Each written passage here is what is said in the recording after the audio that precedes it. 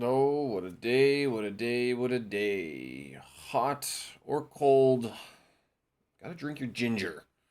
Your ginger water, that is. Feeling a lot better, but slow. Is it safe to go out at night? I guess so. I mean, in general. Market looks bad, of course.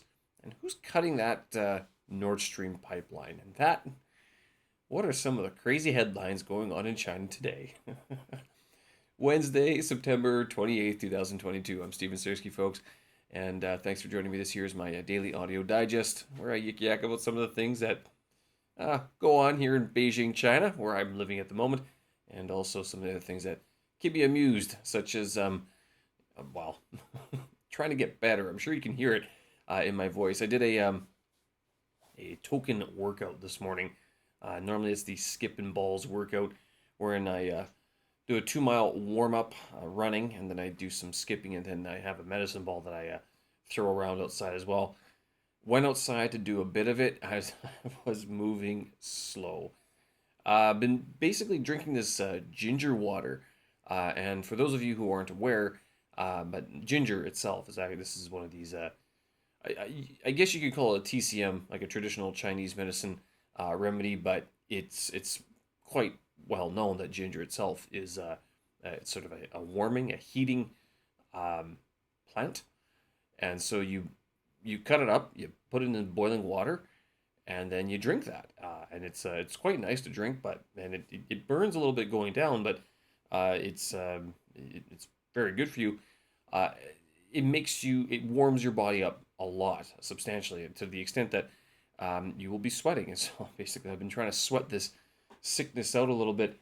Uh, yeah, so I'm not going to bore you with all the details, but basically, if you're ever feeling like you have a cold coming on, like a head cold or anything like that, uh, get some ginger, cut it up into the boiling water, and have that.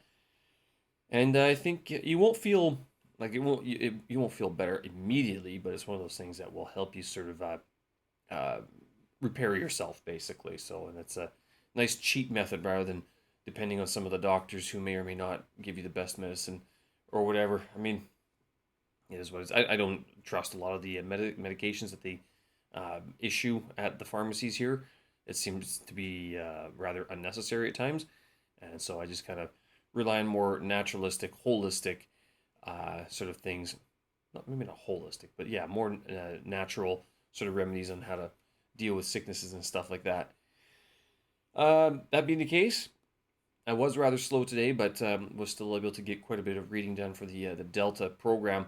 As Since I skipped out on the homework for last week, I tried to get ahead this week, so I was doing quite a bit of reading for that, and was reading about discourse analysis again, and then some writing as well, and it's going all right. I mean, I'm looking at the different things that we have to learn for this course, and it doesn't seem impossible. And this is what week 4 already.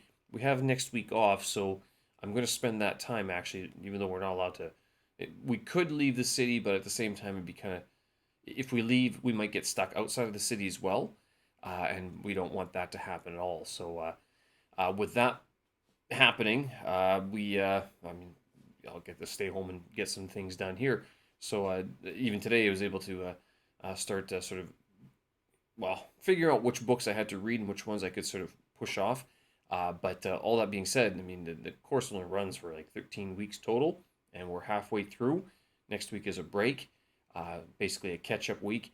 And then into October, who knows how busy work is going to be, but it's, you only have one chance to sort of, prove your knowledge. I mean, you can rewrite the test, but I don't want to rewrite the test. I want to be done and over with it by the time December rolls around. Uh, Chinese headlines, or I shouldn't say Chinese headlines, headlines occurring in Beijing and in China around. Oh, today was another one. Let's see. We've got supercharged biotechnology rice created in China. This is okay. So, by giving a Chinese rice variety a second copy of one of its own genes, researchers have boosted its yield by up to 40%. helps the plant absorb more fertilizer, boosts photosynthesis, accelerates flowering, all of which can contribute to larger harvests. There you go. So you've heard of what's the one that Canada gets criticized for? GMO, and so now we got biotech rice in Canada. But why did they say GMO, genetically modified? Isn't that or is that not genetically modified? I don't know. Chinese scientists create world's first cloned Arctic wolf. Okay. Less English classes means more Chinese cultural studying. Okay, so they want to reduce the weight of the English language teaching. China's Ministry of Education, the MOE, said foreign languages learning plays an important role, while stressing the importance of strengthening education that passes on traditional Chinese culture and reinforces culture confidence. I guess there's something to be said about that. And to be fair, there is quite a bit of English is just one of the courses that they can choose. They can actually choose Japanese, Russian, and I think either French or Spanish. I'm not sure. There's one other language that they can choose from, but there's four that they can sort of they can write the Gaokao on. Maybe English is actually mandated. I'm not sure. Good question, but they're not restricted to it. They can do English, Japanese, and there's Russian, and there's one other I think as well that they can major in class. And this one was kind of funny. Sexual education class in primary school sparks controversy. Well, the next headline on the other news wire says primary school boys demonstrate the use of sanitary napkins. So this apparently, although it's not nationally mandated, sex ed is non-existent in Chinese schools, which means that these kids basically don't know anything about sex. And I'm looking at this picture that they have. There's two boys, young boys, like 10 or 12 years old, standing in front of a green board, like a chalkboard, and pasted onto the chalkboard, I think, are three different sizes of tampons. And these are the big ones that sit inside your panties. Not they're not tampons. So these are, what would you call? I'm not even sure. The sanitary napkins, yes, but they're not the other ones, whatever those are called. I hate to say that I know this, but women here don't use tampons as we understand them in the West. They use these massive ones that more like liners, I guess you could call them, than anything else. It's such a bizarre topic, and I almost feel. Kudos to these guys, these boys standing up to demonstrate this and allow themselves to be recorded in that situation.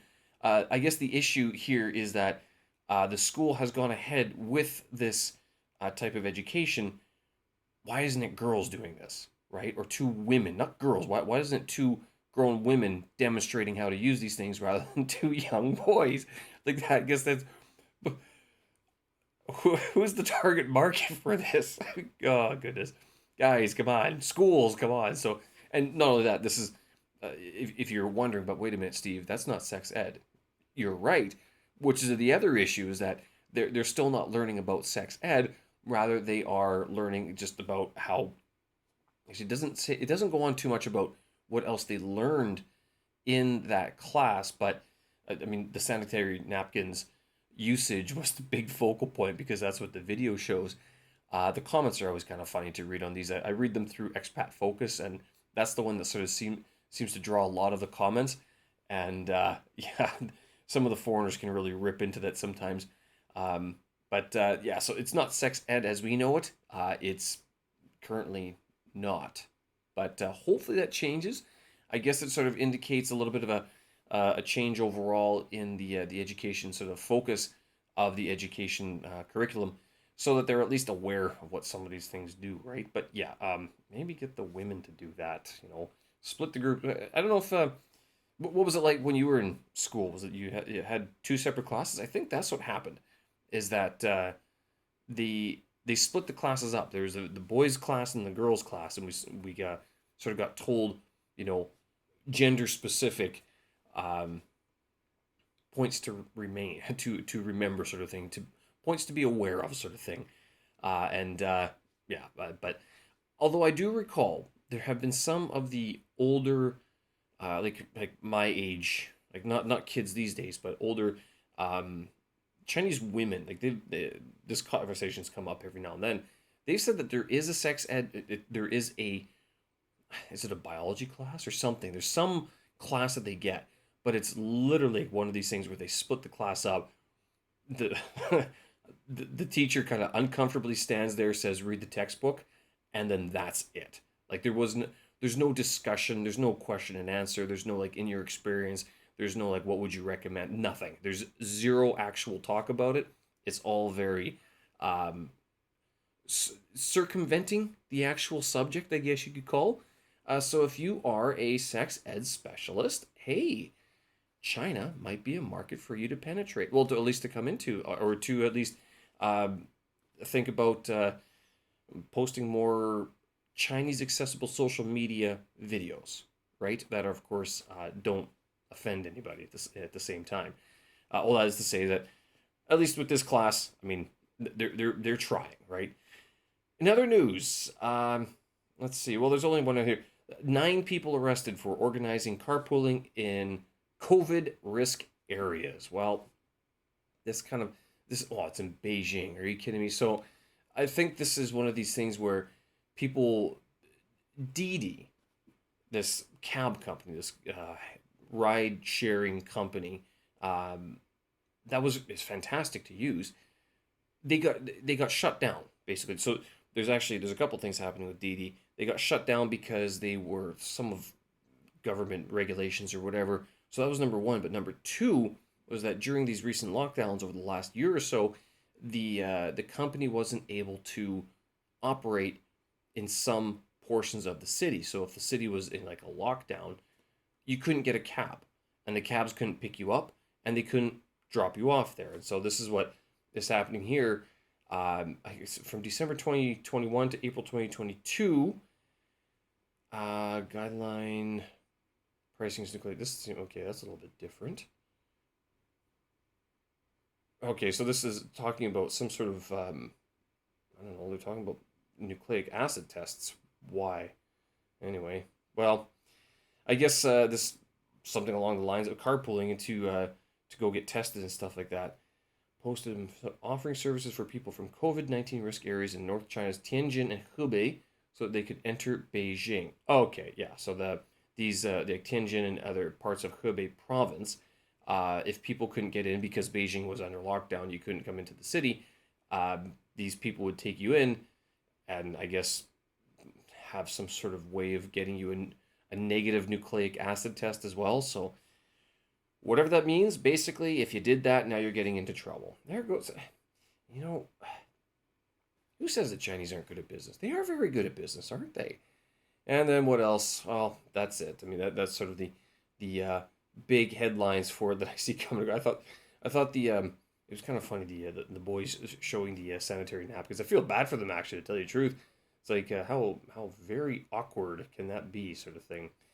Anyway, and what else? I mean, big global world news now. Of all things, who's clipping that Nord Stream? Is it the Russians? Is it the Americans? Is it the Europeans? Oh, good question. I mean, it could be any or all of them. I mean, for all of the the talk about security, cybersecurity, people, what do you call it? Cameras watching us everywhere. How is it that a massive pipeline uh, underwater can have a leak in it? Two leaks, or one leak in each different pipeline, magically, and no one knows. I mean, aren't there? Well, this just tells me that there's at least one place that you can still get away with shit under the sea. Yeah, I've seen pro-Russian observers. They're saying it's the Americans. Uh, pro-West observers saying it's Russians, and then other people are saying, well, it's the Europeans. Usually the pro-Russian as well. And there, you could make the argument that it was clipped because of United States wants to sell more of its energy to Europe.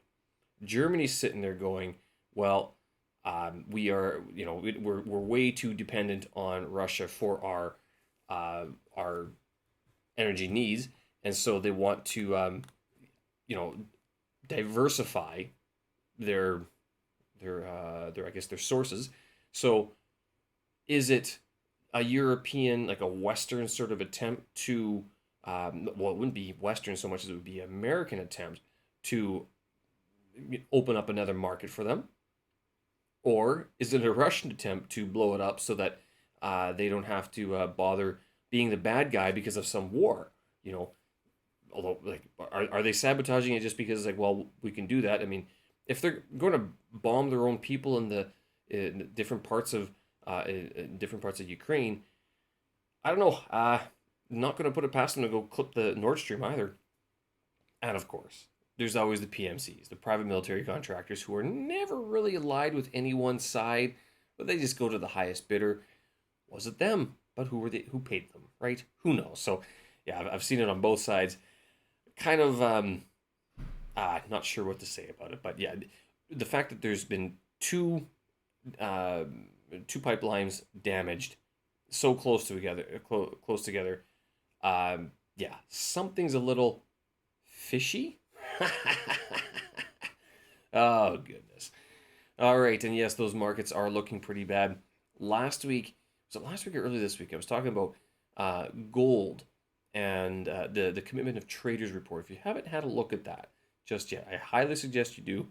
But not only with gold, these numbers that are coming across, like a lot of the technicals for the markets, the broader markets, these are horrible. I mean, they are heavily oversold. A lot of, I mean, who talks about the stock market anymore? Do you know anybody who talks about the stock market? And if they do, what do they say about it? It's like, oh, it's a scam. It's a scheme to take your money. All of these sorts of very negative views on how things are. I don't know. It's now two things coming up. Number one, there's an election here in China, right? I know we don't associate this country with elections, but there are. So that's going to happen in October. However, that sort of plays out. I mean, are we going to see a bounce into that election and then a fall afterwards, or is it going to be up even more afterwards because it's a good thing or a bad thing? And U.S. Is it the primaries or the mid? Some sort of, I don't know. The U.S. just loves their politics, man. They have so much political stuff going on. It's like they just can't. The U.S. political scene is like a TV show that has different seasons, and it just always is going. Season 1, season 2, season 3. It's almost like social media, to tell you the truth, where they just can't stop. They have to be on all the time, and these because it's like 2 years into Biden's presidency, so there's another 2 years after this that he's still going to be in office. Love him or hate him, whatever. The point is that there's some sort of primaries or whatever going on in November. So now we have election here in China in October, and then primary elections in November in the United States. So that's gonna. I mean, it's a big sort of swirl of political events combined with this Nord Stream thing, the Russians still bombing Ukraine. If Xi Jinping gets reelected, Biden, like the Democrats maintain power or whatever it is, and then Putin sort of says, you know what, we're pulling out, our special military operation is over, we're going to see those markets jump. I mean, that's almost what you see at a time like this when these things are so oversold. They've been crushed. It's almost as if it's setting up for that sort of massive turnaround where everything just goes back to like a status quo. It's been purged.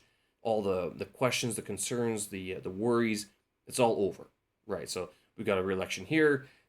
We've got continuance in the U.S. and we've got a pullout from Ukraine and Russia. Wow, who knows? So this is sort of what, because I'm listening to these financial podcasts and this is what they were talking about this week. Good question. How's it going to play out? That's one thing that I think a lot of people are waiting for. I know that I'm looking at this going, it can't drop any farther, can it? And usually when that happens, there's usually a spike downwards, like a very sharp tail, and then it gets bought up. Now, if you stay up watching the markets, you might see it. But if you don't, you like to go to bed because sleeping is probably a whole lot better for you than watching the markets. You'd see it tomorrow morning. There's be like a sort of a long tail on one of the candlesticks on the charts. All right, folks, I'm going to leave it there. Thanks for listening. I appreciate it. Hope you the sniffling and snorting yesterday didn't turn you off too much. Not much today because I've been drinking this ginger water, which has been very good for you. Good for me, I should say. Hope you're feeling well and staying well. Wash your hands, get your exercise, eat your vegetables. Even though doing all of that, I still managed to get sick. Oh, and one last thing that did kind of make me wonder. One last little thing. Even in isolation, well, it's easy to stay healthy in isolation. But when you go out to meet people, you expose yourself to other people's germs, right? Is that the takeaway from it? Oh, goodness. All right, folks, I'll leave it there. Thanks for listening. Again, show notes, tracks, and vids up on my website, stevensearchie.com. Have a good one. We'll talk again. Bye-bye.